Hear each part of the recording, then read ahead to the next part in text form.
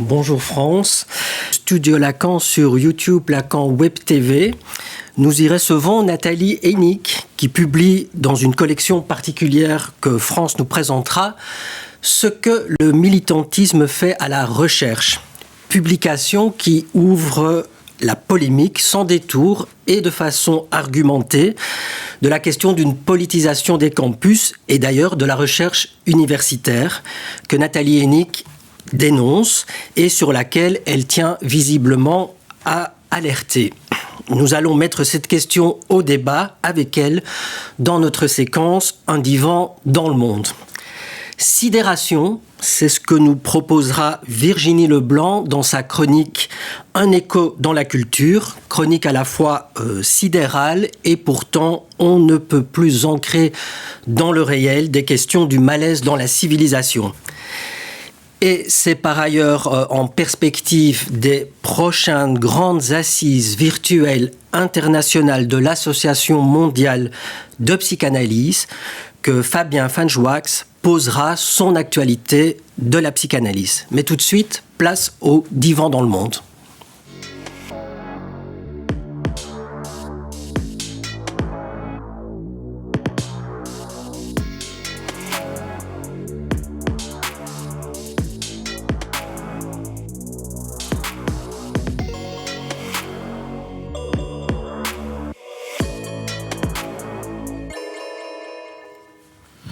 Bonjour Nathalie Hennig et merci d'avoir accepté notre invitation sur Studio Lacan. Alors je vous présente rapidement, vous êtes sociologue, directrice de recherche au CNRS et vous vous êtes spécialisée depuis votre thèse dans la sociologie des professions artistiques, des pratiques culturelles. Vous avez beaucoup écrit sur l'identité de l'artiste et la création, l'identité féminine dans l'art de la fiction. Et ce sont des thèmes donc, auxquels vous avez consacré non seulement de nombreux articles mais de nombreux ouvrages dont récemment, mais je pense qu'on va les voir à l'écran, Ce que n'est pas l'identité, qui a été publié en 2018 chez Gallimard. Alors, votre actualité aujourd'hui, et la raison de votre venue, c'est, comme le disait Yves, la publication l'an dernier d'un écrit très particulier dans la collection Tracts de Gallimard. Donc, c'est une collection qu'Antoine Gallimard a voulu, si j'ai bien compris, pour renouer avec les grands tracts de la NRF des années 30, donc, qui ont rassemblé les écrits de donc, Jules Romain, André Gide et d'autres encore. Et donc, votre tract, c'était un écrit court, une quarantaine de pages, extrêmement incisif et qui est consacré donc à ce que le militantisme fait à la recherche.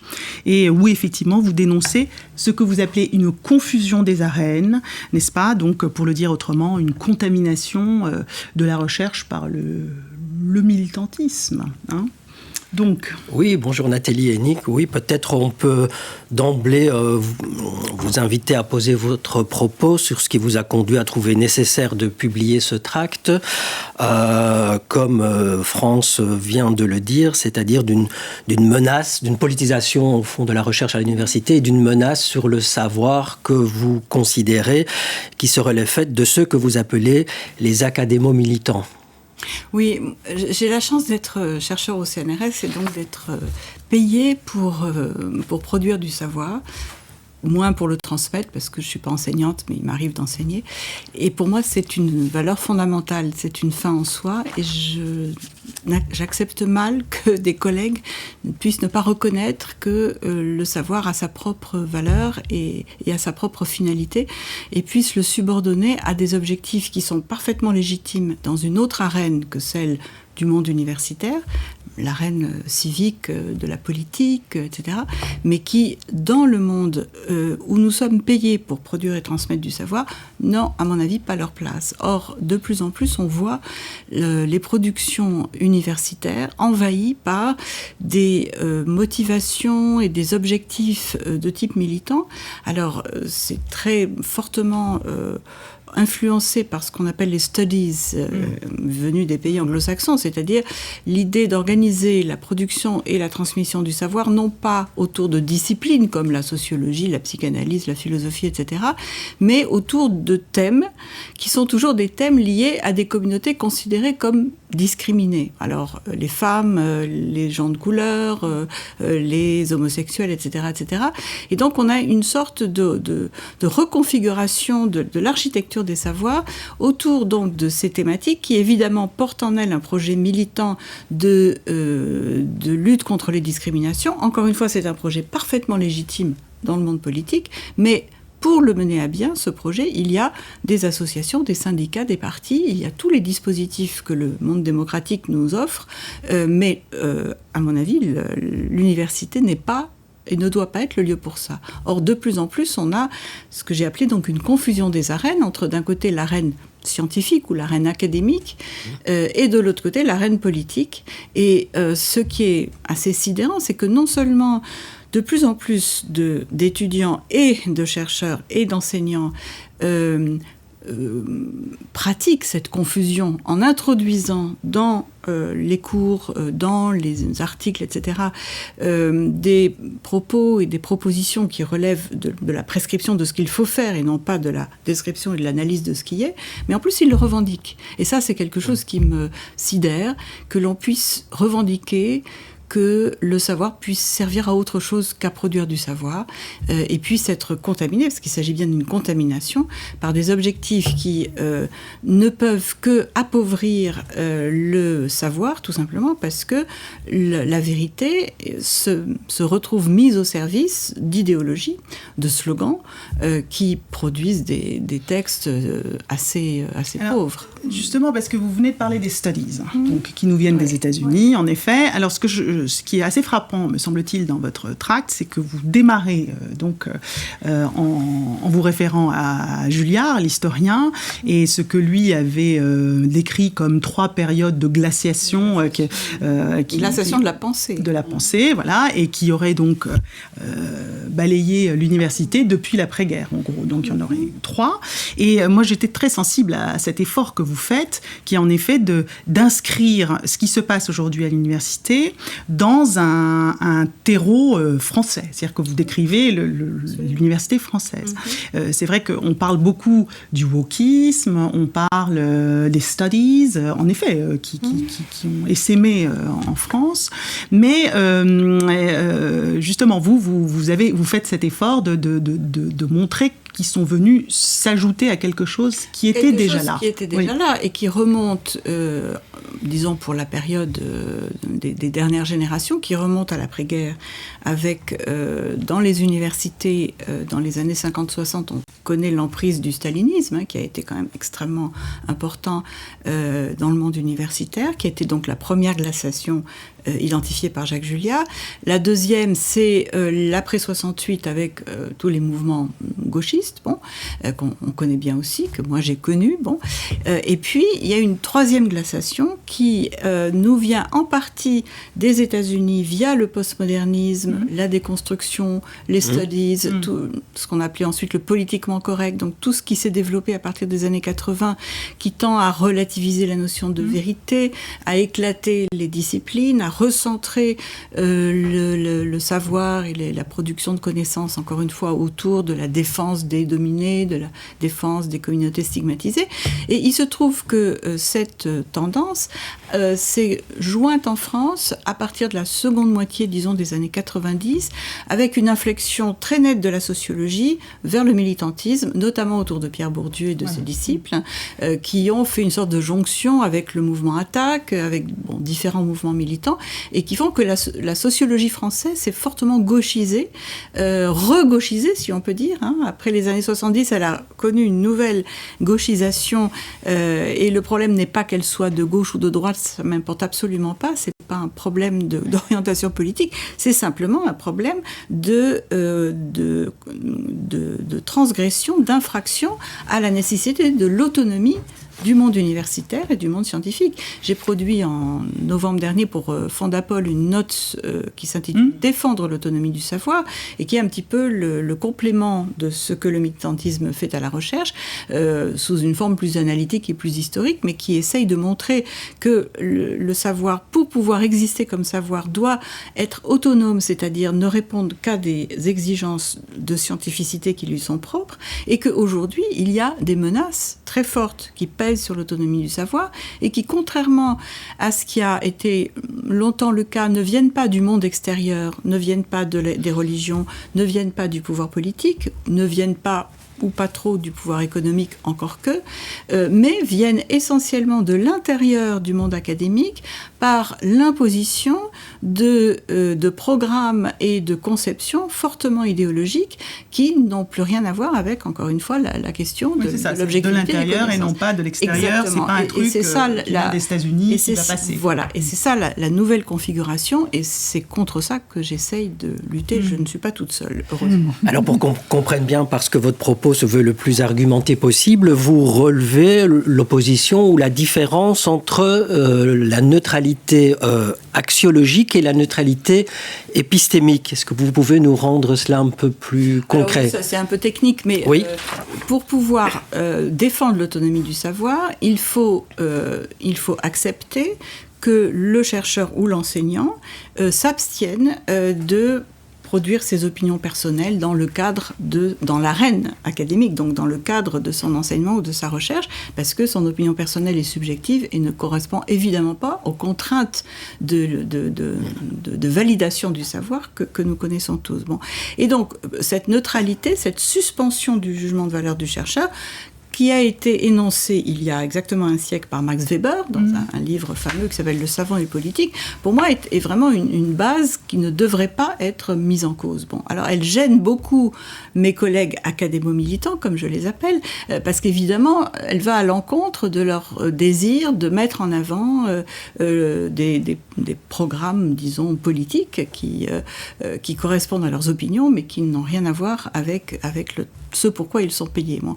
Alors, cette neutralité axiologique, c'est l'exigence dans le cadre académique, dans cette arène bien précise qui est la salle de cours ou l'article universitaire ou le livre universitaire, de suspendre le jugement de valeur, sauf pour ce qui est du jugement de valeur sur nos outils, nos méthodes, qui évidemment sont légitimes. Nous pouvons donner notre opinion pour dire que tel chercheur fait du mauvais travail, que tel autre n'a pas cité ses collègues, a fait du plagiat, n'utilise pas les bonnes méthodes. Ça, c'est un jugement de valeur épistémique, c'est-à-dire portant sur les outils du savoir, qui n'a rien à voir avec le jugement de valeur axiologique qui porte sur des valeurs.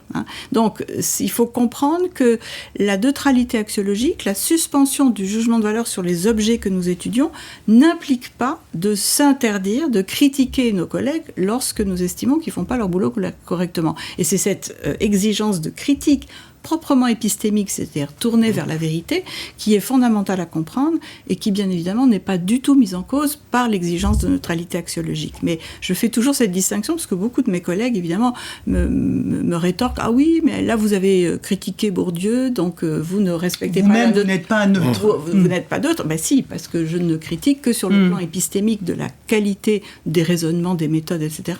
Mais je ne me permettrai jamais la moindre critique ou le moindre éloge des objets que j'étudie, que ce soit l'art contemporain, que ce soit le statut d'artiste, que ce soit le statut de femme, etc. etc. Je suis toujours à distance, parce que sinon, c'est pas la peine de faire de la sociologie.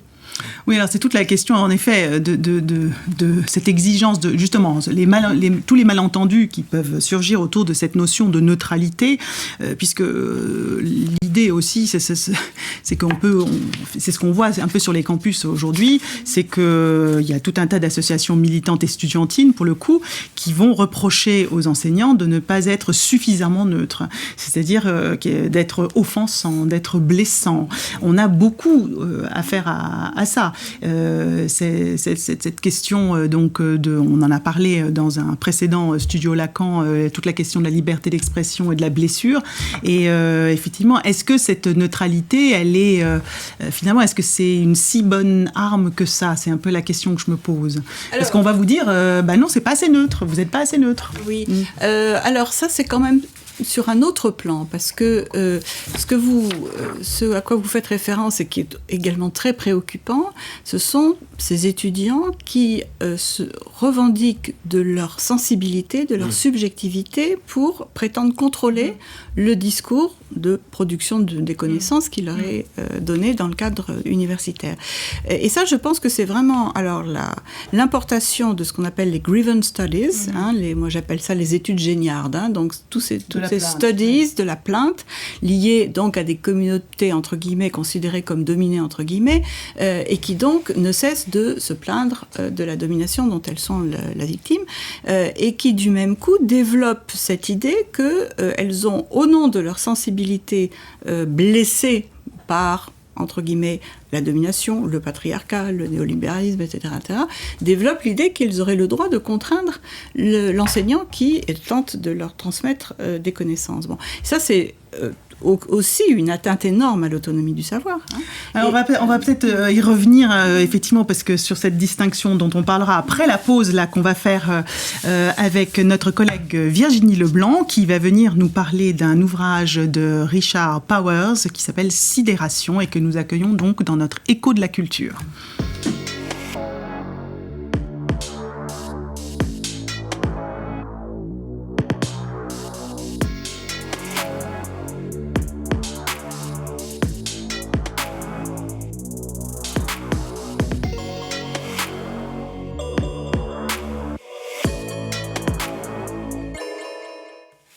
Bonjour Virginie Leblanc. Bonjour.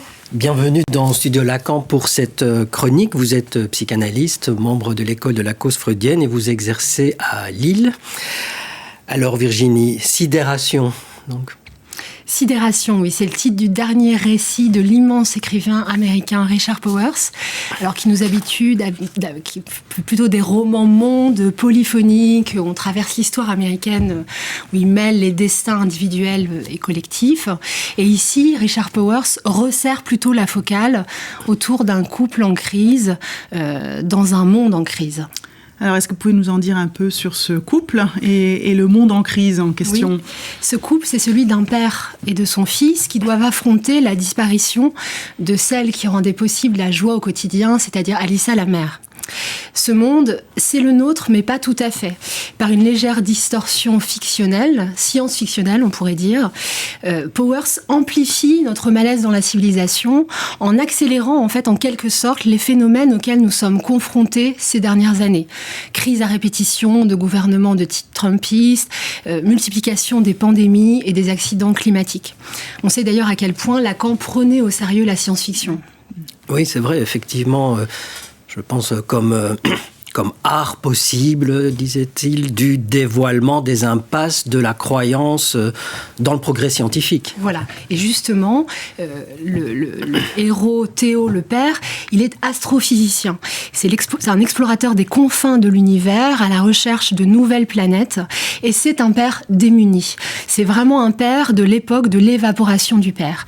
Et il est particulièrement démuni face aux questions de son fils, Robin, qui a 9 ans, et qui est en passe d'être exclu de l'école au motif qu'il est incapable de se lier socialement et de se concentrer en dehors, au fond, des intérêts très spécifiques qu'il a développés.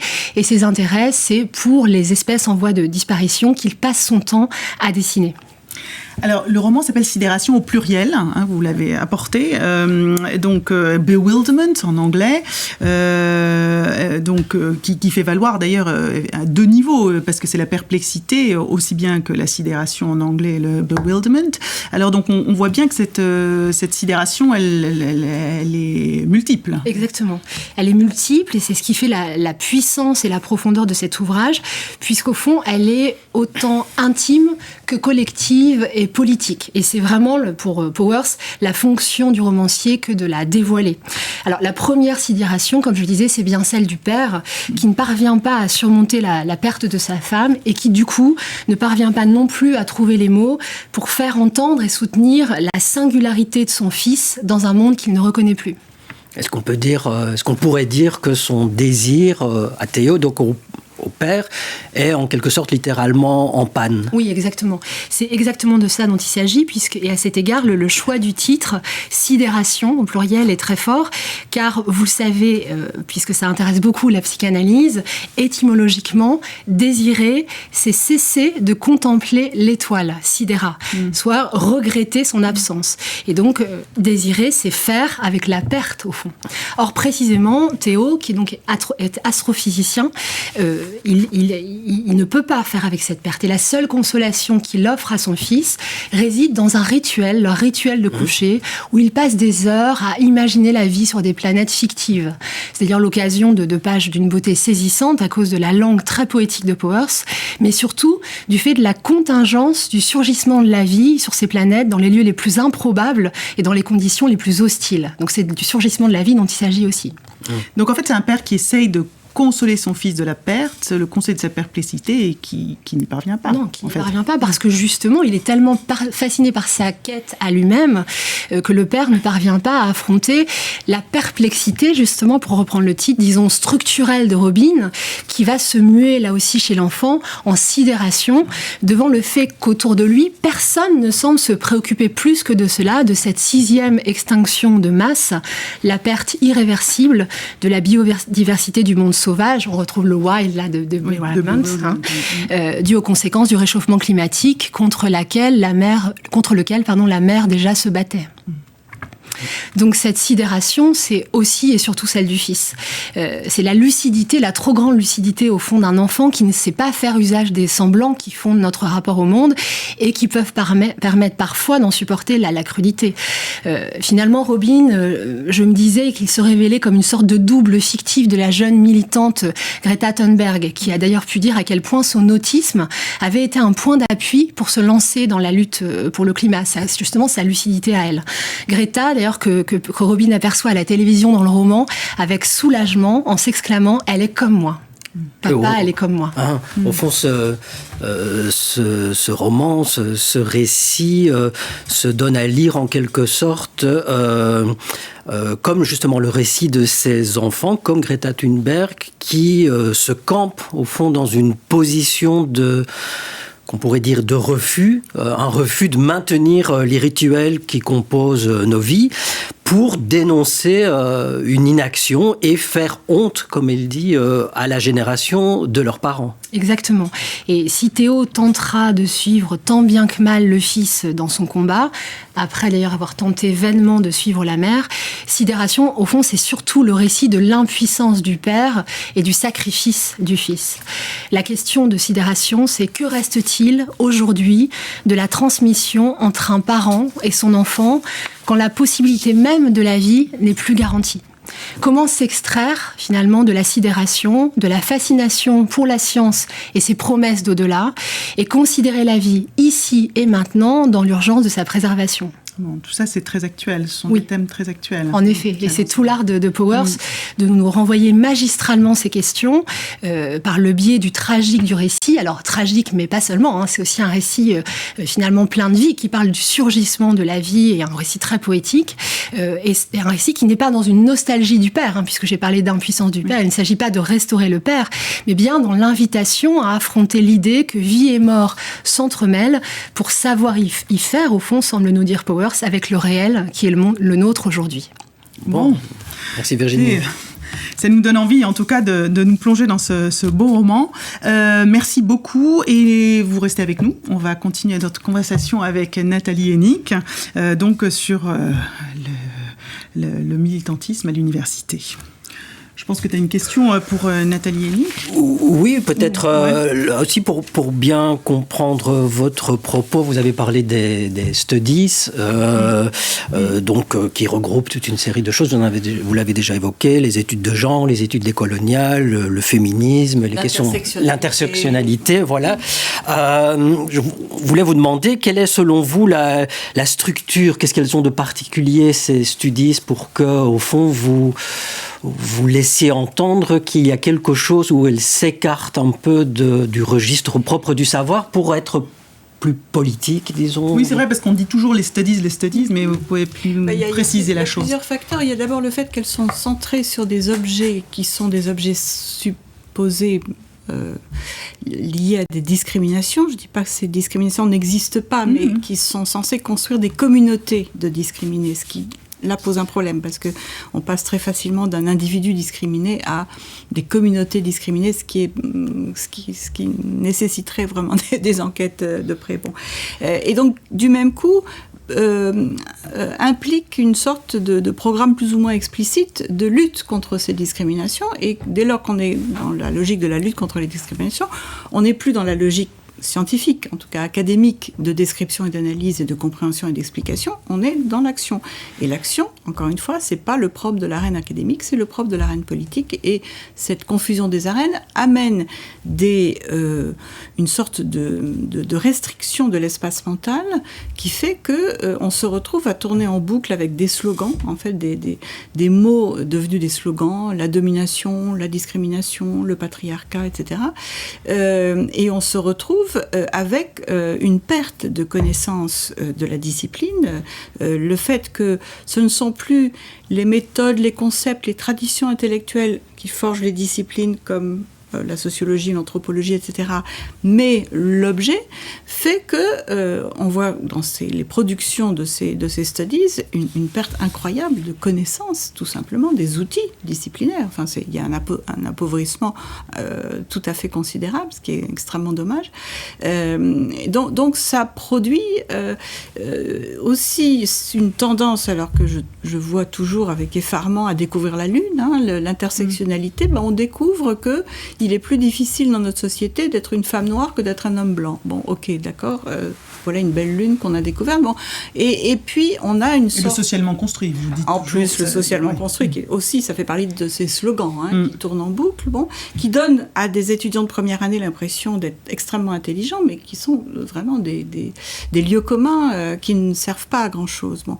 Et tout ça produit un corpus de savoir extrêmement pauvre, et surtout ce qui me frappe, c'est qu'on a le sentiment que ceux qui sont pris dans cette conception-là du rapport à l'université, les étudiants, mais aussi malheureusement des enseignants, n'ont pas découvert, n'ont pas été confrontés, ne connaissent pas ce qui est, à mon avis, le propre du rapport au savoir, c'est la joie de découvrir, la joie de comprendre, la joie de tout d'un coup comprendre quelque chose. C'est extraordinaire. Or, au lieu de découvrir et de comprendre, ils tournent en boucle ce qu'ils savent déjà, c'est-à-dire qu'on a des articles qui amènent une hypothèse qui est déjà hyper standardisée, encore une fois, la domination, bon voilà. Qu'on vient vérifier, quoi. Et qu'on vient juste vérifier avec quelques chiffres ou quelques extraits d'entretien, puis qu'on retrouve à la fin, et on n'a strictement rien découvert. On n'a fait que confirmer et répéter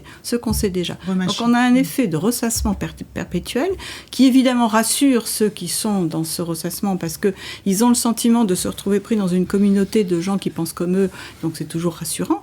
Mais cette extraordinaire expérience qui est la joie de découvrir, ils ne l'ont pas. Et moi, je crains qu'on soit en train de former une génération de jeunes étudiants ou jeunes chercheurs qui, tout simplement, ne comprennent pas ce que c'est que le savoir. Ils ne comprennent pas. Oui, alors là, vous êtes bloomienne.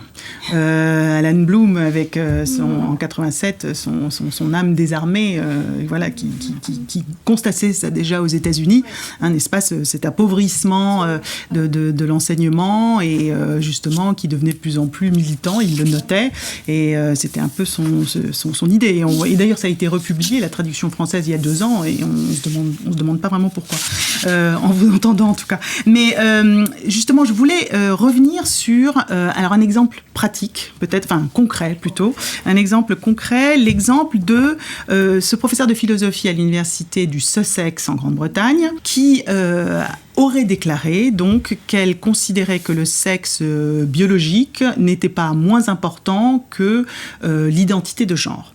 Donc ça a provoqué une levée de bouclier de la part justement d'une association estudiantine LGBT qui s'est estimée blessée de ces propos. Alors, d'abord, donc, c'est pour en venir à la question de la liberté académique et de la liberté d'expression. C'était un peu parce que elle a été défendue au nom, par le doyen, au nom de la liberté académique. Pour autant, elle a démissionné, mais c'est elle qui a décidé de démissionner. Bon, alors pour comprendre un peu cette distinction qui me paraît très importante, liberté académique, liberté d'expression, parce que moi j'ai envie de dire, il y a liberté d'expression, puis c'est tout, quoi. Là,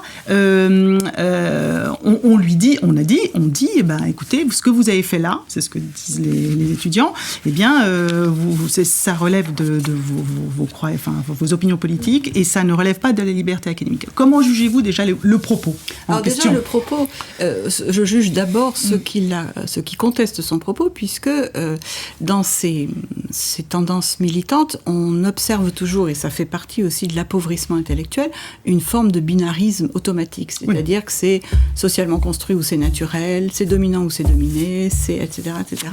Et donc, l'idée que le sexe puisse être au croisement de données biologiques et de données historico-sociales, institutionnelles, etc., ça, c'est pas pensable. C'est soit l'un, soit l'autre, et on est dans la guerre entre ceux qui pensent ceci ou ceux qui pensent cela. On est vraiment dans une logique clanique. Si vous pensez ceci, vous êtes dans le clan d'eux, etc. Bon. Donc ça, déjà, c'est l'ennemi total de la pensée. Avec ça, on peut rien penser, on peut pas penser la pluralité des choses, on peut pas penser le mélange des éléments, on peut rien penser. Bon. Bref, donc, déjà, ceux qui lui opposent que ce serait absolument scandaleux de dire ça, montre qu'ils sont dans une pensée binaire qui est une pensée totalement idéologique qui n'a rien à voir avec la science, avec le savoir. Bon. Alors, sur la question de la gestion de cette mise en cause de la parole de l'enseignant, alors, la notion de liberté académique, elle est très importante parce qu'elle permet d'asseoir la spécificité de l'arène académique, c'est-à-dire de dire que dès lors qu'on est dans un contexte où l'on est payé pour produire et transmettre du savoir, on ne peut pas être contraint par des instances extérieures à l'arène académique. C'est-à-dire que le pouvoir politique ne peut pas nous dire non, vous n'avez pas le droit de dire que... De faire ce cours, par exemple. Vous n'avez pas le droit de faire ce cours, vous n'avez pas le droit de dire de parler de la sélection naturelle, vous devez dire que la Terre est plate, etc. Bon. Le pouvoir politique et le pouvoir religieux n'ont pas de droit d'intervenir sur la parole des enseignants. Bon, ça a été un acquis fondamental pour justement l'autonomie du savoir, sauf qu'aujourd'hui, ce qui menace l'autonomie du savoir et ce qui menace donc la liberté académique, ça n'est pas tant des instances extérieures qu'à l'intérieur même du monde universitaire, des formes idéologiques qui prétendent contraindre le discours des enseignants pour le faire coïncider avec l'idéologie qui est considérée comme légitime, par exemple l'idée que le sexe serait uniquement une construction sociale et purement représentationnelle et n'aurait rien à voir avec de la biologie. Bon.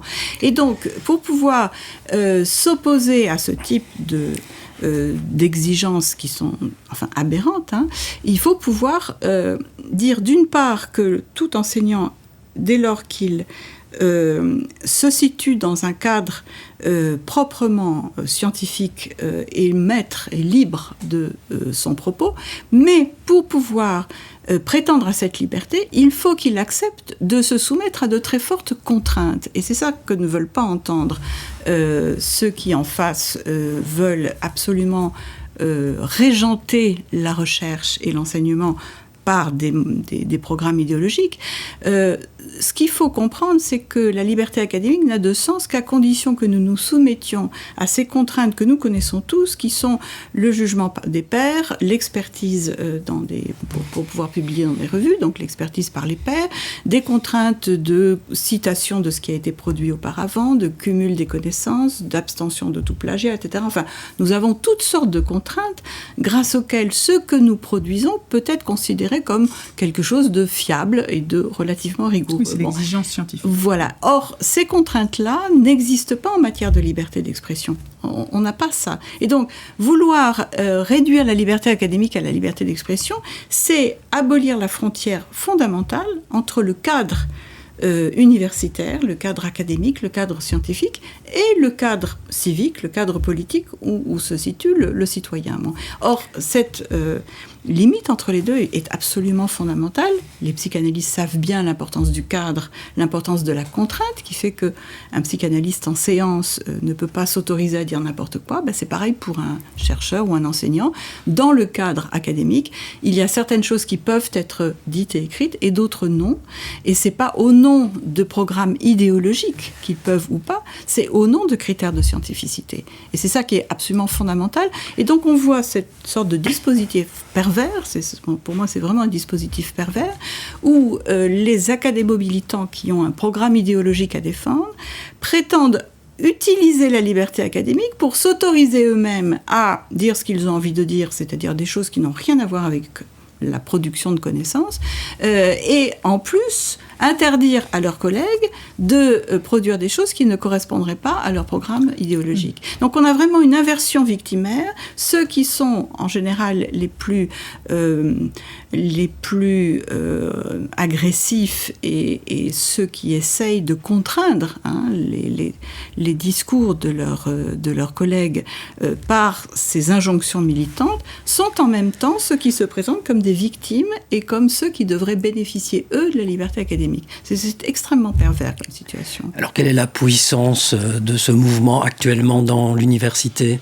Écoutez, je suis peut-être mal placée, trop bien placée, parce que je suis dans des réseaux d'alerte là-dessus, qui fait qu'on reçoit tous les jours plusieurs exemples de ce qu'on appelle du woke, c'est-à-dire des études de genre, des études décoloniales, des études intersectionnelles, des études sur l'homosexualité, etc., qui deviennent absolument prépondérantes et qui absorbe une grande partie du temps de travail des enseignants et des étudiants et des budgets de recherche. Parce que la grande différence avec ce que Julliard appelait la deuxième glaciation, c'est-à-dire la période militante des années 70, c'est qu'aujourd'hui, ce sont les institutions qui se sont converties au woke. C'est-à-dire qu'on a des programmes de recherche et montés par des administrations scientifiques, que ce soit au niveau français ou au niveau européen, qui privilégient systématiquement ce type de thématique, ce qui signifie que les autres thématiques n'ont plus droit de citer. Les profils de postes, les recrutements, les colloques, etc., sont très fortement formatés autour de ces problématiques woke, ce qui laisse pas beaucoup de place pour autre chose.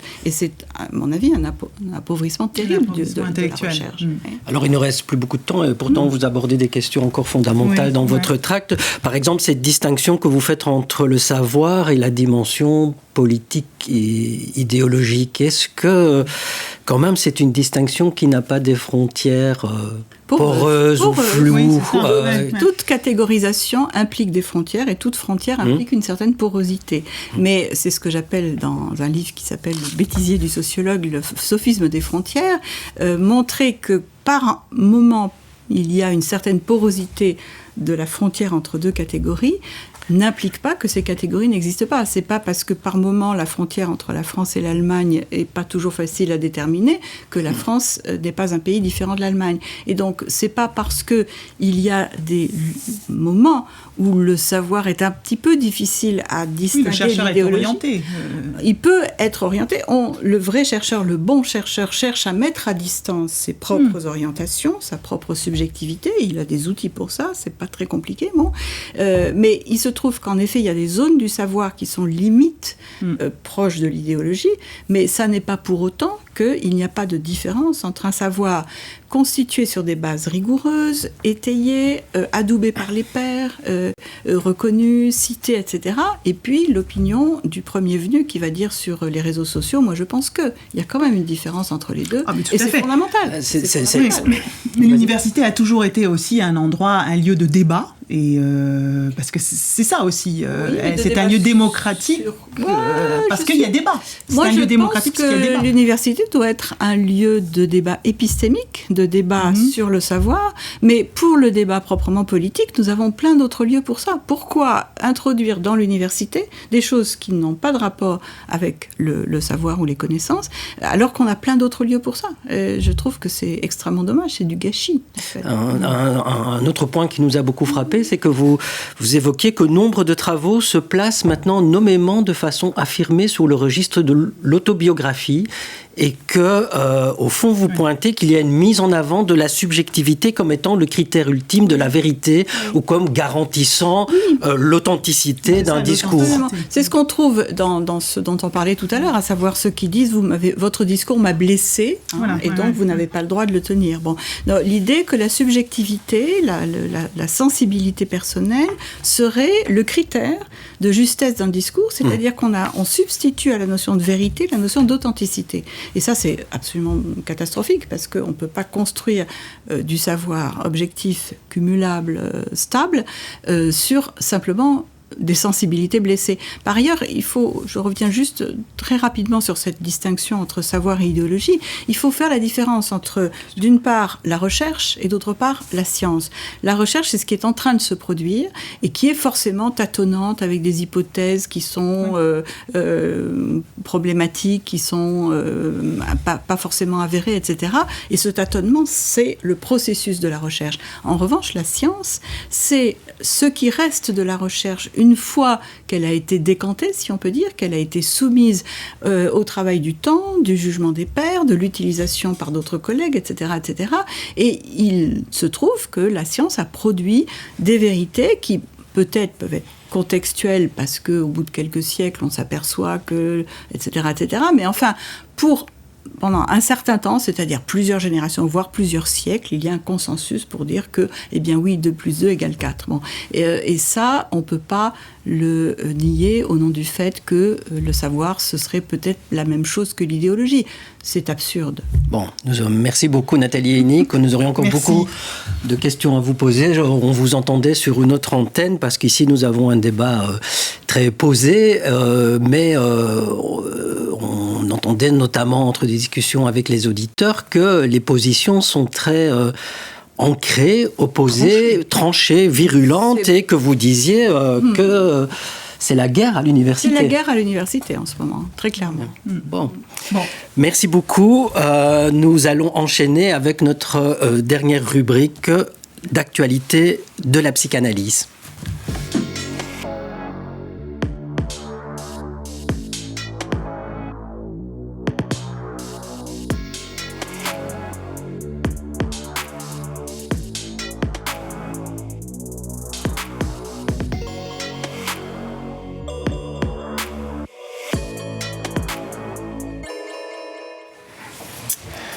Bonjour Fabien Fagenoix, vous êtes psychanalyste à Paris, membre de l'ECF et vous allez nous parler de l'actualité de la psychanalyse aujourd'hui autour de Lacan et, pour le dire vite, et les féminismes. Oui, vous avez proposé de placer votre séquence d'actualité de la psychanalyse sous le titre « La femme n'existe pas ni dans les féminismes ni dans les cultures queer ». Alors, c'est un propos qu'il va vous falloir nous déplier.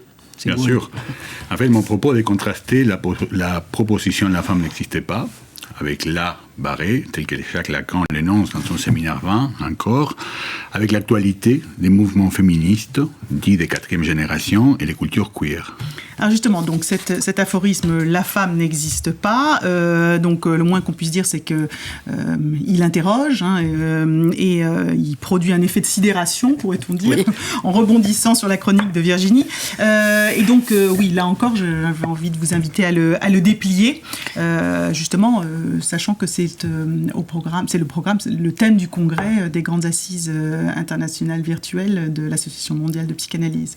Absolument. On peut constater combien cette proposition, qui laisse vide la place de la signification de la femme, demeure d'une actualité cruciale à l'heure où certains mouvements féministes prônent un retour à l'essentialisme du corps féminin.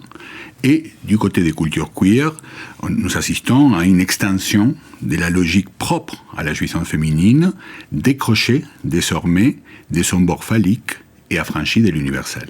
Bon, comme je disais, ça mérite quelques explications, on va y revenir, mais peut-être avant, au fond, le mouvement féministe est ancré dans l'histoire. On peut dire il est lui-même traversé, et c'est bien normal, de différents courants, de positionnements divers, qui par ailleurs évoluent, bougent, changent de paradigme. Qu'est-ce qu'on peut dire au niveau de l'actualité de ce mouvement? Mais justement, si nous regardons du côté des féminismes actuels, la constellation est très vaste. Au mouvement plus traditionnel du féminisme se joint le féminisme dit de 4e génération. C'est lui qui est né principalement en Amérique latine, avec les mouvements Ni Una Menos. Ça veut dire quoi, Ni Una? Pas une de moins. Pas une de moins, d'accord. Pour contester les violences faites aux femmes et les féminicides, et qui a rapidement gagné l'Europe, et qui a connu une nouvelle impulsion avec les mouvements MeToo à partir de 2017. Et dans ces mouvements, ce dont il s'agit, c'est de la dénonciation de la violence faite aux femmes et de la haine masculine envers les corps même des femmes. Et dans beaucoup de pays, la demande de l'évolution de la législation par rapport à l'interdiction légale de l'avortement qui existe dans beaucoup de pays d'Amérique latine. Si on ne peut que saluer que ces violences quotidiennes sortent aujourd'hui à la lumière, il faut constater néanmoins que ces mouvements font un retour à une forme d'essentialisme, car ils se centrent donc sur les corps des femmes. Ça a été classique dans les féminismes, mais c'est quelque chose, c'est un retour qui apparaît plus en évidence aujourd'hui avec ces revendications. Alors, se centrer sur les corps de la femme n'implique pas cependant que dans les langages, on arrive à attraper par un signifiant ce que c'est qu'être femme. D'accord. Alors, qu'est-ce qui est nouveau? Parce que vous venez de dire qu'il y a un retour à cet essentialisme de la femme. Alors, qu'est-ce qu'il y a de nouveau? Ce qui est nouveau, je dirais, c'est la cohabitation des mouvements très contradictoires à l'intérieur même de ces champs qui est très vaste. Ce qui peut frapper aujourd'hui, par exemple, c'est non seulement qu'il existe donc des mouvements qui promeuvent ce retour au corps de la femme, mais ces mouvements cohabitent avec des mouvements profondément constructivistes, comme l'exénoféminisme, par exemple, qui est le dernier rejeton du féminisme, développé en Angleterre à partir de 2015, à peu près. Donc il s'agit d'un champ traversé par des profondes contradictions. Il y a un retour, par exemple, dans les mouvements justement essentialistes, à un intérêt et aux spécificités du corps des femmes. C'est-à-dire, il y a des thèses, il y a beaucoup de thèses qui sont défendues autour du plaisir féminin, des organes génitaux permettant le plaisir, par exemple, chez les femmes. Il y a aussi les mouvements très étendus écoféministes, très développés aux États-Unis, qui abordent les corps des femmes dans leur connexion avec les forces de la nature. Dans ces mouvements, la recherche du signifiant la femme, qu'est-ce que serait que la femme, semble s'orienter vers un intérêt pour les secrets de la puissance, des puissances du corps féminin. Alors Fabien, je m'arrêtais déjà tout à l'heure dessus, vous nous parliez, je le dis lentement, d'une logique propre à la jouissance féminine qui serait décrochée désormais, dites-vous, de son bord phallique et affranchie de l'universel. Comment est-ce qu'on pourrait attraper cela ? En fait, oui, il y a un domaine dans lequel le vide des significations que les signifiants ou l'absence des signifiants pour nommer la femme comporte semble être saturé par l'extension d'une satisfaction, d'une jouissance qui ne serait plus corrélée ni à la logique phallique ni à l'universel, c'est celui des mouvements queer, en fait. C'est-à-dire, si l'universel a déjà été très mis en question depuis au moins ce qu'on a appelé les postmodernismes, l'actualité des mouvements queer ne font que donner une portée beaucoup plus radicale à cette orientation. L'exception paternelle, qui a tendance de plus en plus à se trouver suspendue dans la civilisation contemporaine, donne lieu à la généralisation des exceptions, avec une promotion des jouissances particulières réunies en collectivité des différents ordres, c'est-à-dire les communautés de jouissance. Et à ces mouvements-là s'est joint aussi les revendications identitaires, avec ces nouveaux signifiants venus d'Amérique, l'intersectionnalité. Nous avons parlé, oui. Voilà, exactement. Qui cherche à promouvoir les particularités des différents groupes, par exemple des genres, des races ou des classes, à l'intérieur même des universels, pour se substituer aux universels. Les discours woke, par exemple, prend racine dans cette revendication. C'est la traduction politique, on pourrait dire, de l'intersectionnalité. Mais il ne l'épuise pas parce que justement, l'intersectionnalité est un terme beaucoup plus vaste et profond parce qu'il est épistémologique et il atteint l'universel à l'intérieur même, justement, des sciences humaines. Vous pouvez nous donner des exemples ? Oui, par exemple, si on prend un mouvement féministe comme l'exénoféminisme, qui est une plateforme qui, justement, cherche à donner expression aux minorités dans la toile, enfin dans les nets, et cherche à promouvoir une réforme du langage. Donc c'est très intéressant pour voir la question des signifiants, enfin du signifiant femme qui n'existait pas. Et dans la plateforme qu'on peut consulter sur Internet, ils disent explicitement, je les cite, ils cherchent à promouvoir une profonde révision de l'universel lorsqu'il n'est pas compris comme générique, c'est-à-dire comme intersectionnel. L'intersectionnalité est ici comprise comme une orientation politique qui tranche dans la masse des particuliers. Un universel qui ne peut pas s'imposer d'en haut, mais qui doit s'édifier à partir de la base, latéralement, en ouvrant des lignes de transit à travers un paysage irrégulier. Ça, c'est la plateforme qui promet ça. C'est-à-dire un mouvement transversal, bottom-top, comme on dit en anglais, c'est-à-dire du bas vers le haut, qui zappe les bases, en fait, de l'universel.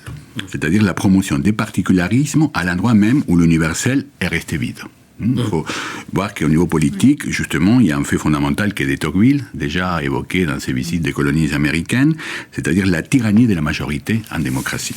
La démocratie apparaît aujourd'hui de plus en plus, je dirais, trouée par les aspirations des minorités à se faire représenter et à imposer non pas la différence, chose avec laquelle on pourrait être d'accord, mais l'impossibilité de gouverner pour tous. Alors selon vous, quels sont les effets de ces mouvements, que ces mouvements peuvent avoir sur la psychanalyse ? Je crois qu'une absolutisation de la jouissance féminine, telle comme on les constate aujourd'hui, et qui ne connaîtrait plus des manques et des différences, selon les principes à l'œuvre dans les désirs, et détermine une configuration nouvelle dans la civilisation. Cette promotion d'un mode de satisfaction sans bord phallique et sans manque n'est donc pas pour autant justement les signifiants de la femme.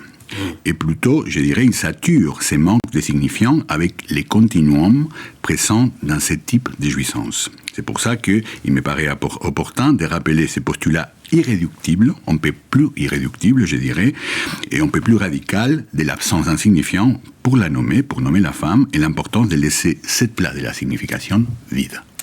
Bon. Eh ben, merci Fabien. Merci Fabien. Fanjoax, pour cette actualité, notre émission d'aujourd'hui est déjà terminée. Rendez-vous la semaine prochaine, samedi 26 mars à 18h30. Angèle Terrier et Éric Giuliani recevront Maître Annabelle Marie, avocate, pour converser avec elle dans notre séquence Un divan dans le monde du droit à l'épreuve de la parole de l'enfant. Don't Look Up, Déni cosmique, le film d'Adam McKay, dont la diffusion sur Netflix a marqué les esprits depuis ce début d'année, fera l'objet de l'écho dans la culture, dans une chronique d'Aurélie Fauvadel.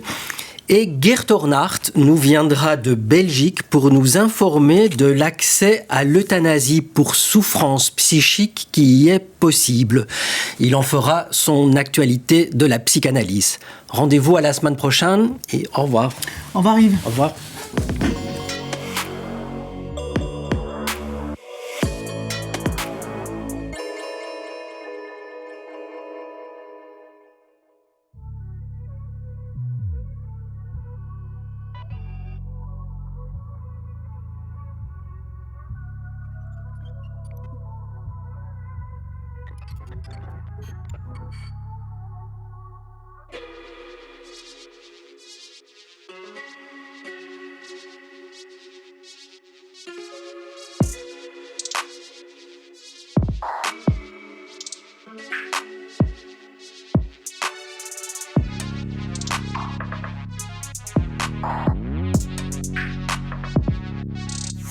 Bye.